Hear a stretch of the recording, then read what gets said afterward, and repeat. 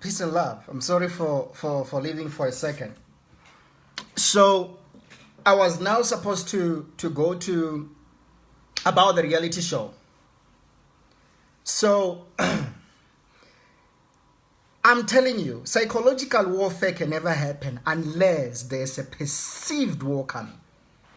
I said the genesis of this are the movies. And series, the series part are layers. The series is layers.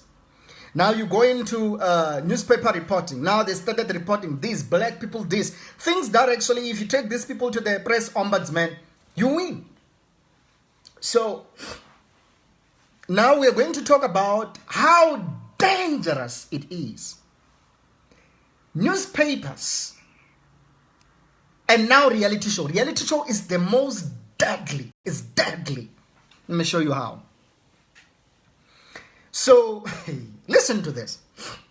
Things such as movies in the beginning. From movies to series like Yizoyizo. And now there's a continuation through Generation, Scandal, Muvango, whatever you call it. Do you know what were those doing? Those were laying a foundation.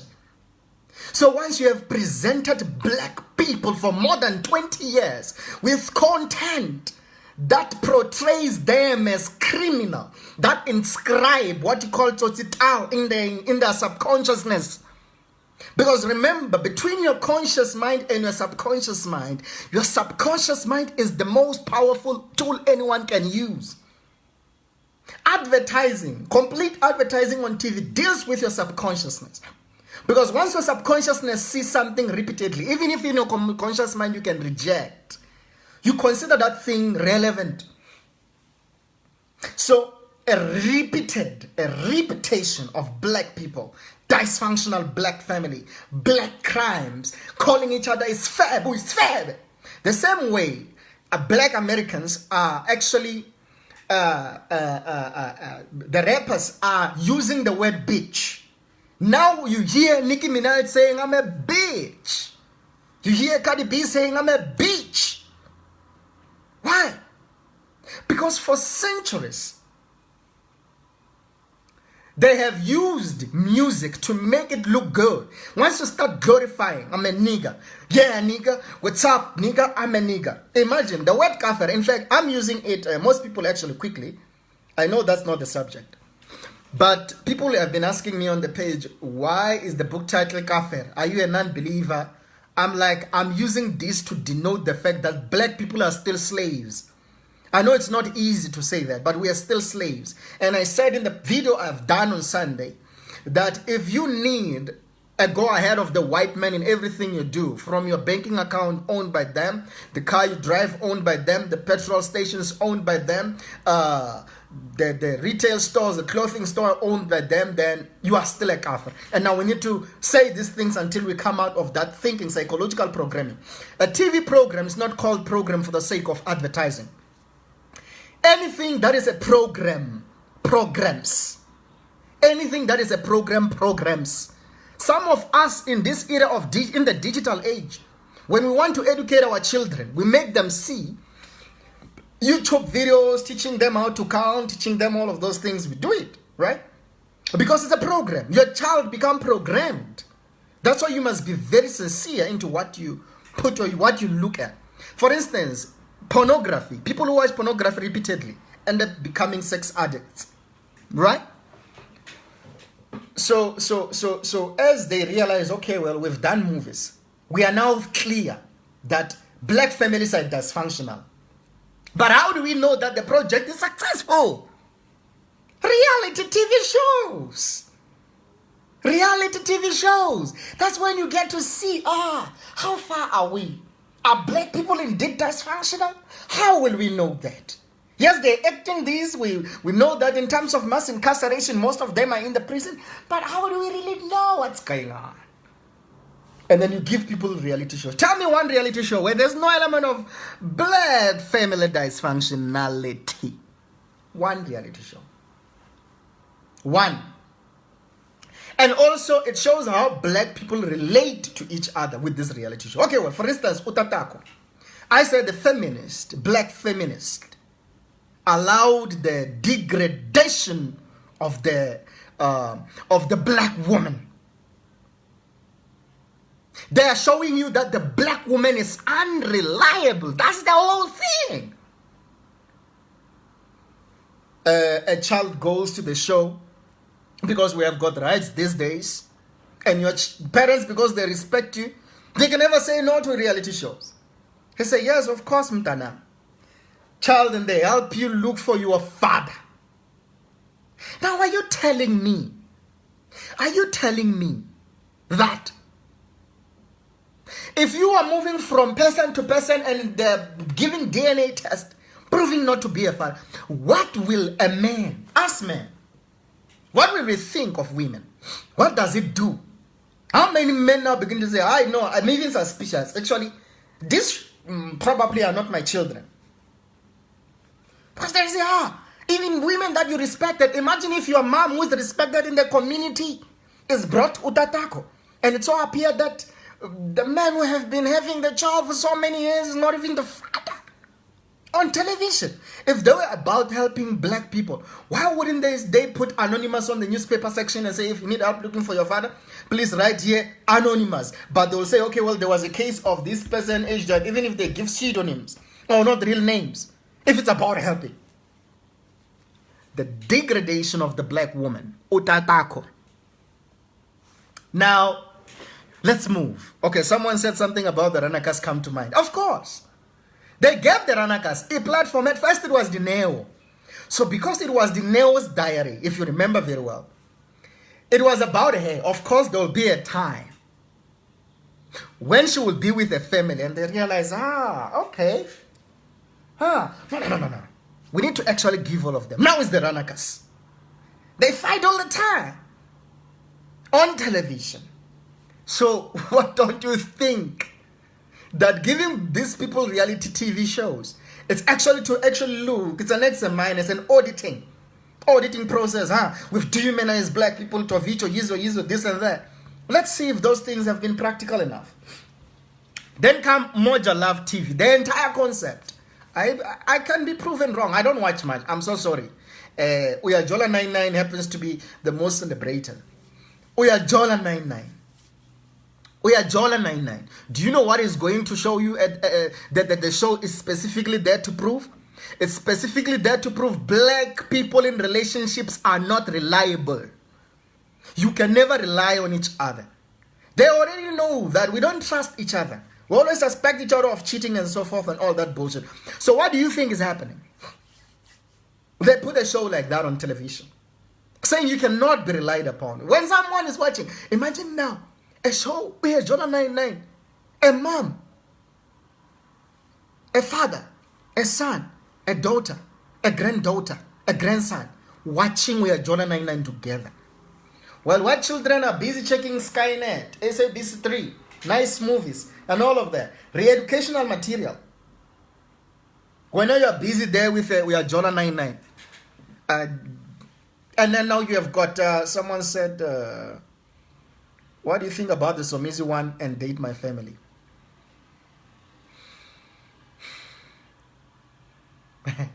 Okay. The Somizi one, let's be clear about something. Let's be clear. I love my people who will happen to be orientated differently in terms of their sexuality. It's their business. But I have a problem with the materialization of homosexuality in our TV screens. I have a problem with that because I know it's an agenda. Already, you have got a dysfunctional black family. Black family is a man and a woman, a mother, a daughter. And it's very funny that you hear people, the people who are critical about, let's say, Christian religion, saying, how can it be the Father, the Son, and the Holy Spirit? Who's the mother? Who's giving back to the child? The same people will be defending homosexuality. I do believe it's a behavior. And if indeed, get me right, if indeed a person is orientated in that nature, it's okay. I will accept them. I will appreciate them. I have no problem with that. but it flashed on our faces, inspires our children to grow up. And so music gives birth to a child, and the next thing is a homo. I've found myself. So you see, it's a behavior. You can only find your new character, your newly found behavior. And then as for Date My Family, it's also another thing. It shows, how can I say, it shows the complacency of black people, their complicity in their own self-degradation. It's complicity in your own self-degradation. Because if you check, it's fake. They show Date My Family, it's fake. I even believe some of these people are hired. I even remember when this Date My Family thing, he once told me about thing. I don't know, what year was that? A friend of mine told me about this thing, probably in 2014. Say, no, my brother, TV. Hey, come. There's this program, Date My Family. Now, but you look at, they wouldn't keep it on TV if it is not doing them justice. Now, also, how many memes? Which shows produces more memes? As much as Date My Family is bad, but I do believe there's an agenda around it. It's to keep black people in check. In what sense? Most memes be coming from those shows like Date My Family. You'll be discussing Date My Family all along. You've been discussing Date My Family all the week. So, and in the book, I'm still a kafir. Quickly, I will try to conclude as soon as possible. I'm glad that I was able to do the videos in the book, I make an emphasis about in terms of psychological warfare. What was it? Its name is so there's a dream, there's a vision I once had in 2016. I had it in the first edition of I'm Still a Kafir. And now in the vision, I'll try to summarize, man, because it's a bigger one. So there was a white male. This is what he was saying. Now let's plan the black man's life from birth. From the age of 6 to 18, he must be from grade 1 to grade 12. And in that process, you consider failing in between. So you're likely to have someone aged 18, 19, 20, 21, 22 after matric. And now, after matric, they give you 3 to 4 years in university, whereby you're treated like an empty vessel, as if you've never even went to school to begin with. And then when they take you there, you let's say you do your 3 years. And now, how old are you? You were 19 or 20. Let's say you're 23 when you come out of university. You start in a job. They start you off as an intern, paying you a salary that only allows you to come to work and be able to buy your clothes and your food. It ends there. So after a year of serving as an intern, maybe they give you a job. When you're given a job, in this job, you probably now is 24. So when you're 24, you get a job. You now earn a salary, but it does not allow you to be able to be financially independent. It allows you to be able to afford credit. So what do? Your information is circulated amongst their stakeholders, because some of these companies are stakeholders. Now you see NetBank sending you a loan offer. Maybe a housing offer. You want a house. You want what? You want to go apply for a house. It's a good thing. They're giving you a 20-year payment period. You're 24. So you're already desperate. Being in debt put you in a desperate position, which means you now become desperate to retain your job, because you have got a car that you're paying for 4,000, you've got a house that you're paying for 5,000, you've got 9,000 that you're paying, you're probably getting 15,000 or 20,000, whatever, in fact, even less. So if you work from 24, 20 years later, you're 44. So which means they can do whatever they want with you. When you're 44, and now you are free, and let's say you've only been working for that particular company, you are no longer employable in companies. So which means the company can do whatever they want. They can even tell you don't even have a leave. So based on all of this, reality show is what you call, say, go back and reflect. So after all the work is done in terms of the programming and so forth, you go back and reflect. How resistant are black people? So another thing is in terms of psychological programming, I think it's an agenda in terms of the educational system. That was the educational part, right? The educational system. So in the educational system, you grow up. When they teach you history, they tell you about Mufekani Difakar. You know that. But I say, let's talk about the civilization. What more do you know about your civilization as a black person? You do not. And then when you read about love story, who do you read about? Romeo and Juliet. Shakespeare, even thy art thou. You enjoy that. Almost all of you know the story of Romeo and Juliet, Beauty and the Beast.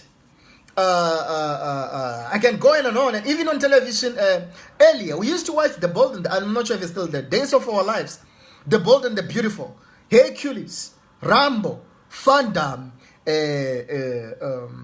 Dolph. All of these characters are heroic characters. When you watch Van Damme, do you know what happens? I want to be like Van Damme. Yeah, I want to be like Van Damme.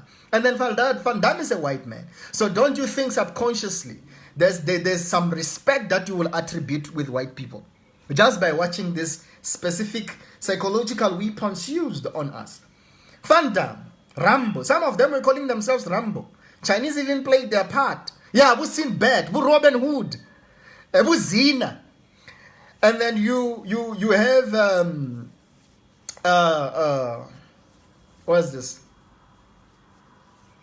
Superheroes, even superheroes back in the day, Batman, Superman, Spider-Man. Your child already when they are born, they say, buy me a Spider-Man clothing, buy me a Superman clothing. No, buy me a hijack story Tsotsi. Rapolana Sipim. They're not rap. What's this Tsotsi guy? 20-year guy or something. Priestley. No child will say, I want to be a Tsotsi. And in fact, there is children who say they want to be Tsotsis. So it's either you choose whiteness in terms of Van Damme and maybe be that better black who spoiled bread, and then you choose to be a black person in a television concept. It's either you choose between black thuggery, black criminality, and then white supremacy. You choose to be a Van Damme, a white man. Then you will behave the way white people expect of you. You become a liberal black. Or they show you a kind of a black person, unkunzi from Uzalo. Wanna be unkunzi, to be feared, you know. Fusekising people out of the blue. So yeah. Okay. So quick, let me see if I didn't leave anything.